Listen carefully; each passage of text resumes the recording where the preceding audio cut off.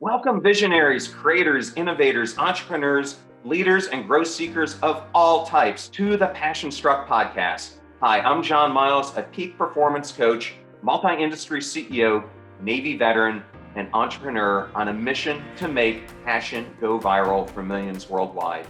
And each week I do so by sharing with you an inspirational message and interviewing high achievers from all walks of life to unlock their secrets and lessons to becoming passion struck.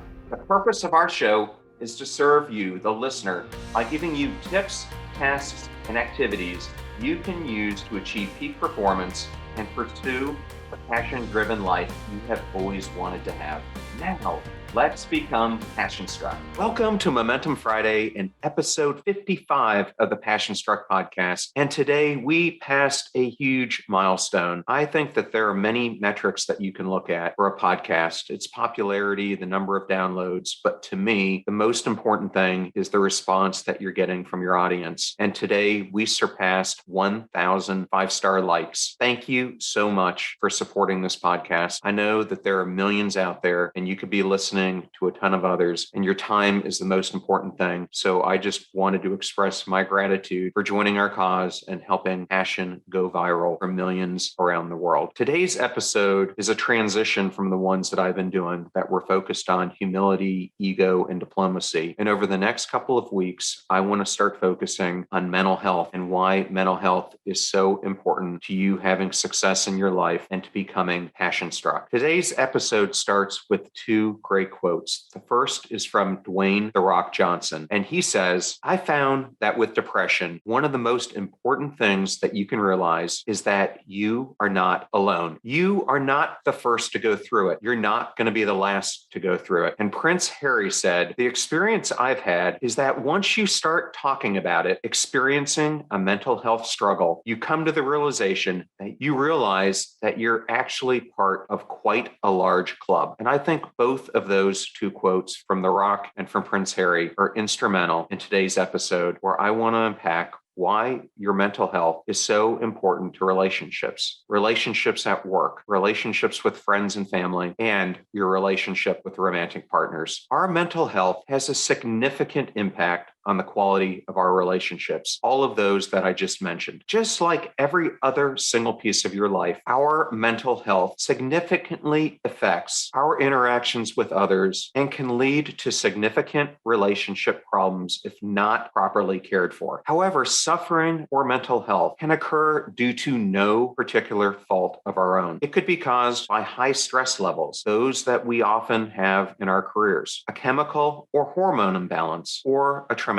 life experience. And like millions of others across the world, I have dealt with my own mental health struggles. And I think it is so important that we talk about it. And that's why I am doing this episode today. When my mental health has suffered in the past, I have found myself feeling lethargic, on edge, and most importantly, I was unable to empathize with loved ones. I found myself feeling isolated, numb, and unable to connect with others like I was able to in the past. And I am not alone, and neither are you. So let's talk about how your mental health impacts those relationships. I'm going to first start with talking about how it impacts relationships that you have with romantic partners. I think we all can agree that having open communication is absolutely vital for the success of a relationship that you have with a romantic partner. It's essential because there is going to be no happy relationship if you don't have honest communication and forthright communication. However, I have found that those moments when I struggle with mental health are when I genuinely grapple with communication with anyone, especially romantic partners. A big part of this is because we as men tend to close down instead of being vulnerable with those who love us and we love the most. Let's face it, there has been a significant stigma placed on mental health, and especially around the concept of men's mental health. Because of this, opening up to your loved ones can be absolutely terrifying. Many people, regardless of gender, struggle with the ideations about mental health. It's not just men alone. They feel ashamed and guilty about the feelings that they're experiencing, about how they're viewing themselves and how they think others are likely viewing them. Poor mental health can rear its head in many different ways, from codependency all the way to isolation. And the person who is struggling with poor mental health often feels that they're alone and misunderstood, as they find themselves completely frustrated with how their life is going. Meanwhile, their partner may also feel completely helpless, confused, and also feeling alone in their own agony as they are trying to connect with their partner. And they sit there and wonder why their partner is struggling so much, why their partner is not opening up to them, and what they can do to try to help that other person. The result is that conflicts become more and more frequent as tensions rise and overall communication decreases. Now that we've covered how mental health can impact your romantic relationships, let's now cover how it can impact relationships with friends and family. Throughout our lives, we form relationships with family and friends that are extremely important to us. For many of us, our families form the cornerstone of our support infrastructure. And what happens to that support structure when we're feeling alone, misunderstood, and frustrated? When we are dealing with poor mental health, it has a significant and lasting impact on our relationships with family and friends, especially if we're not communicating to them. Our minds trick us into believing that nobody cares, and that causes us to build resentment and then tension in our family and friend relationships. When a loved one is struggling with poor mental health, it is so common that family and friends likely also feel the effects of those struggles. And oftentimes they just can't pinpoint why it is that you're pulling away or that you're quieter than you normally are. You may feel that your family and friends aren't showing up for you in the way that you would hope when you're going through this. And on the other side, they may be trying to help you and you may be resisting, and they may be getting very frustrated themselves because they may be feeling that their efforts to help and reach out to you are not appreciated and not reciprocated. It is a cycle that can be extremely destructive if it's not handled properly. Now we've talked about romantic relationships. We've talked about family and friends. Now let's talk about how poor mental health can impact you in the work environment. I remember throughout my career, I often saw peers, bosses, colleagues joke about people who were depressed, anxious, might be going through post-traumatic situation. And it used to anger me so much because as I think about this, your mental health is just as important, if not more important, to your performance as your physical health. And yet we don't treat the two the same way. Those who are experiencing poor mental health, let's face it, they likely could show up to work in very unpredictable ways that you're not used to seeing that person perform. They may show up in a way where they're irritable. They could be withdrawn, or they could be experiencing fatigue because they're not sleeping well. So they may be lethargic in the way that they're performing their duties. This obviously can cause tension and stress in that workplace, as coworkers and colleagues feel like they're walking on eggshells around that person who is having the mental health issue. They end up attempting to avoid you because they fear that if they're interacting with that person with mental health issues, that they're going to upset them in some way or another. And you, if you're experiencing that mental health issue, may be experiencing so much pent-up emotion that it can cause you to be irritable, to burst out in anger, and show a much quicker temper than you're used to doing in the past.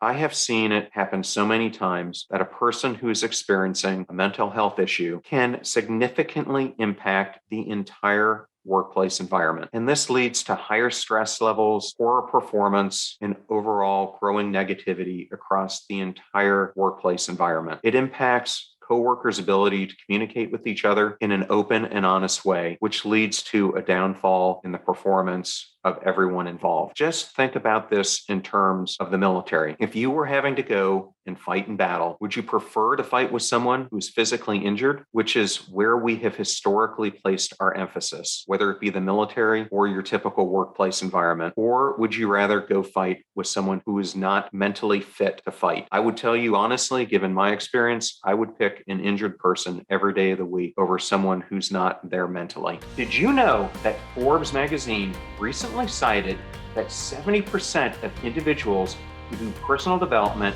masterminds, and one-on-one coaching benefited from better work performance, increased communication skills, and overall better relationships? And we at Passion Struck are obsessed with self-development, coaching, and mentorship. That is why we've created a free resource to help you unlock your hidden potential. Because people doing great things in business and life are just like you, only they've had a coach along the way. And we've got that covered too. Let us show you the systems and frameworks that we teach growth-minded individuals to help them step into their sharp edges, execute on their passion journeys, and get predictable results time and time again. Go to passionstruck.com/coaching right now and let's get igniting. So now that we've talked about how mental issues can impact your romantic relationships, your family and friends, and the work environment, let's go over some tips on how you can take care of your mental health and ultimately improve all of those relationships. Fortunately, you don't have to struggle with mental health issues on your own. The greatest thing that you can do to help your mental health is actually acknowledge that you have an issue and it's impacting you. That is the first and most important step that you can take, because dealing with it in isolation, I can tell you, is so unhealthy, and it's just going to lead to making it worse and worse in the long term. I know it may seem uncomfortable, but it's so important that you be vulnerable and you open up and you seek the help of a healthcare professional, especially when you believe that your mental health is reaching a point that is getting beyond your own personal control. Along with seeking a mental health professional, there are additional steps that you can take to improve your mental health. And by taking these steps, it will ultimately help you to improve your relationships with your loved ones, your partners, your friends, your peers, coworkers, colleagues at work. And I'm going to give you 3 different steps that you can take. The first is taking care of your physical health. And I've talked about physical health and mental health all throughout this episode. And that is because our physical and mental health are absolutely codependent and highly reliant on each other. When our physical health is struggling, when we're not getting enough sleep, we could be experiencing pain. We could be experiencing a chronic issue. We could be experiencing a short-term issue. Regardless of what it is, if we're not performing at our peak physically, it is definitely going to have a mental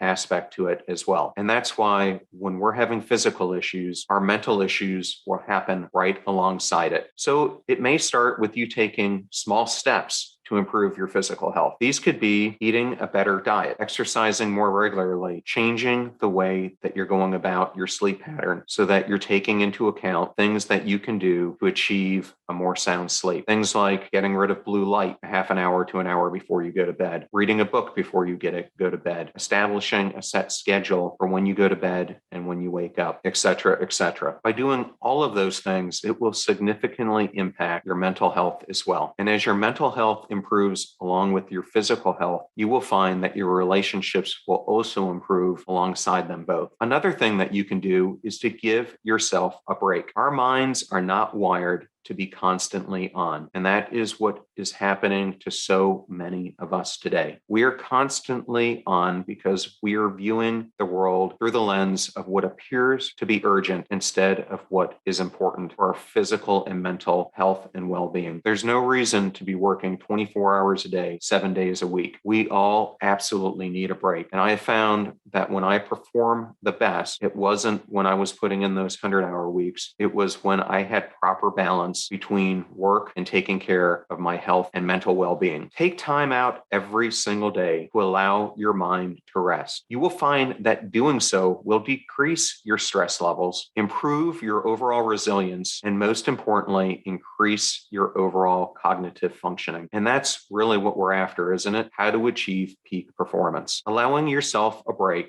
will not only help you with that performance, it will also give you that extra energy that you need to work on those important relationships that you have across all aspects of your life. Third, and I find this extremely important, is allowing yourself to feel emotions. When you're feeling sad, angry, or any other negative emotion, seek a healthy and productive way to release that emotion. Bottling up those emotions and doing nothing about them serves no one. I can tell you that from personal experience. It's detrimental to your mental health. It's detrimental to your physical health, and it will cause to many long-term issues in the future if you don't handle it today. So we have covered a lot today, and I want to give you a clear takeaway from today's episode. We all struggle from mental health from time to time. So if you're experiencing it, don't feel like you're alone. You're part of literally millions and millions who are experiencing mental health issues, just like millions and millions are experiencing physical health issues. You can improve that mental health, and you can do it through self-care and by seeking professional help. And I know it may seem daunting if you haven't had that professional help in the past, but I can tell you personally, it has helped me so many times to take me to a better place where I become more open to focus on my self-narrative, look at where my mindset is, and get myself out of that negativity to a point of better overall performance. Poor mental health is actually the main culprit behind many of the most common relationship issues that we face today. Things like breakups,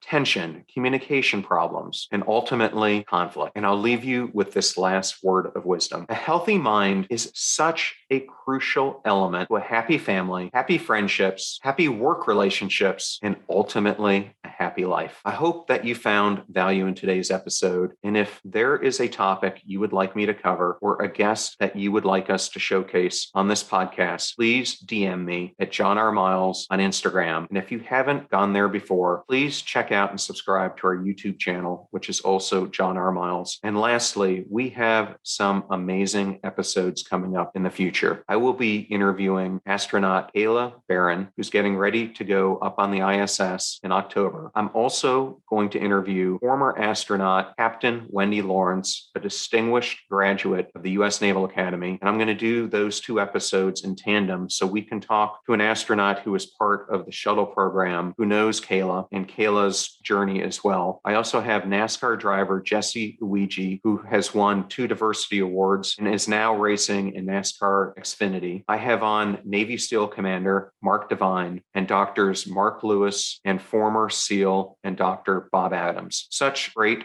content coming your way. Thank you, as always, for listening and supporting to the podcast. Thank you so much for joining us. The purpose of our show is to make passion go viral.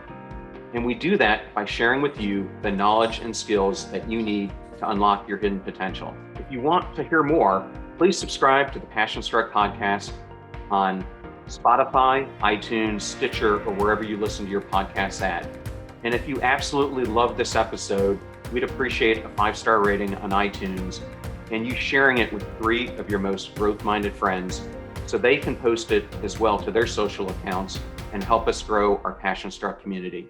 If you'd like to learn more about the show and our mission, you can go to passionstruck.com where you can sign up for our newsletter, look at our tools, and also download the show notes for today's episode. Additionally, you can listen to us every Tuesday and Friday for even more inspiring content.